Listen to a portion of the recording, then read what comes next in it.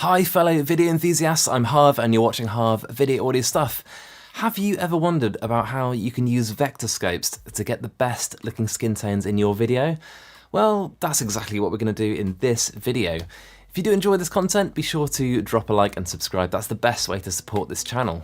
Let's do it. When you pull up the Vectorscope in your software, this is what you're going to see, and it's basically just a way of displaying all the different colours and levels of saturation in your footage. You wouldn't use this to make exposure adjustments to footage. For that, obviously, you'd probably want to stick with something like waveforms. What makes it special is this diagonal line, which is basically a guide for good-looking skin tones. Before we dive in, there are some things to remember about vectors. I've seen comments in the past where people absolutely swear by them. Personally, I'd say don't rely on them 100% because everyone has different skin tones. And a little line on your Vectorscope in your editing software doesn't necessarily know best. You know what the subject's skin actually looks like because you filmed the scene. So use your judgment. So let's use this clip as our example. As you can see, it's shot in Canon log. And let's bring it into Final Cut and work on the skin tones. I've imported the clip, and as you can see, I've added color wheels and a custom lookup table. I haven't done anything to them yet. So let's do a really quick grade now. Let's bring the exposure down. As you can see, it's really brightly exposed. And then I'm gonna add my favorite lookup table at the moment, which is the Phantom Array lookup tables. Check the description below if you're interested in them. You can use the code HARV at checkout to get a discount.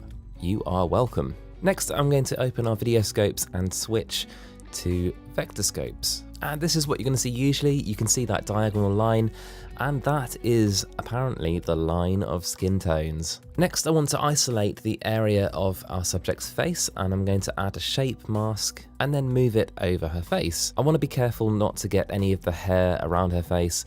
I just want her features. When we look at the Vectorscope here, you can see the line actually does match that diagonal line pretty well, and that's because our subject has very typical skin tone color according to the Vectorscopes. Using our color wheels, you can see when I move the midtones to the more purpley side and then to the green, you can see how this affects that line on our Vectorscopes. How far the line protrudes towards the outside is an indication of the saturation or the amount of that color. Let's manipulate those midtones and line up our subject's skin tones to the line on our Vectorscopes and see if they're better or worse. And here you can see the before and after, the one where we've aligned the skin tones to the Vectorscope. They look a little bit more yellowy. Personally, I prefer that sort of natural, slightly more pinky skin tone on the left. But what do you think? Another thing to bear in mind is you don't always want to prioritize perfect and accurate looking skin tones. Often the look and feel of the grade will be more important. There are countless examples of films where this is the case. I'd say a great and probably the most obvious example is The Matrix with its kind of green tint. Just look at what this does to the Vectorscope. I'm going to use this screenshot of Neo from the first film as our example. Let's get it into Final Cut. I've imported the photo into Final Cut, and for our shape mask, I've focused on Neo's forehead only because I don't want to have his shades in the shot as well. And looking at the Vectorscope, you can see the line is way over to the green. Not really a surprise, to be honest. So what I've done is I've tried to un-matrix grade the matrix by adding in a load of purple to the midtones, and just look what it's done to the image. Here's the before and after. Can you imagine if this is what the Matrix looked like? Don't get me wrong, it'd still be a cool film, but anyway, let's just do one more quick example with Trinity here, this super cool wide angle shot. As I couldn't see much of her face in this one, I thought the best idea would be to get a shape mask of her arm, as that's the biggest area of skin that we can see. Again, the Vectorscope line isn't happy at all. And as you can see, I've done a similar thing to before. I've added some purpley tones to the midtones. And in this example, I'd say it's not that easy to undo this because there's a lot of similar colors all around the shot. And that's that, the Matrix un-matrix color graded, sort of. I'm a pretty pasty Brit, so let's see what a Vectorscope makes of my skin tone. Let's take a photo right now. And then let's drop it into Lightroom, set the white balance to auto, and then set the rest of the editing also to auto so it looks fairly natural. Then let's bring it back into Final Cut. Here we are in Final Cut and we've got our photo, check. We've got our vectorscope, check. We just need our shape mask. I'm going to position it exactly as before. Unfortunately, obviously I have facial hair.